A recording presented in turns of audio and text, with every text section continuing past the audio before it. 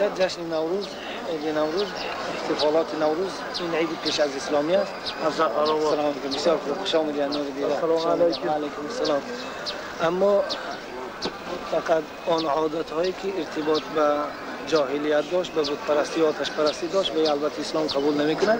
اما همچون عید رأسی سنه هجری شمسی، سال نوی هجری شمسی و همچون عید بهار در اسلام جشنش احتفالش مشروع است، یعنی منع نیست. فقط مشرک ها پیش از اسلام در همین روز عید نوروز برای بت‌های خود، خداهای خود قربانی ها میکردند. قربانیش در اسلام حرام است، ممنوع است.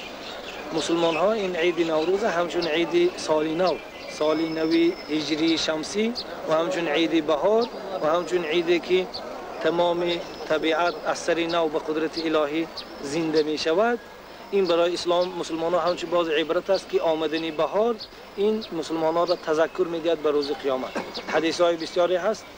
الله تعالی قرآن با آیات هم آوردگی است که چنانه که طبیعت مرده را پروردگار قدرت دارد زنده میکند، روز قیامت هم همچون زنده شدنش برحق است. بنابراین این هم عید است، هم عبرت است عید نوروز. از این سبب اجدادای ما پیش اسلام که جشن میگرفتن، بعد اسلام هم تا امروز جشن گرفته آمده سالیان.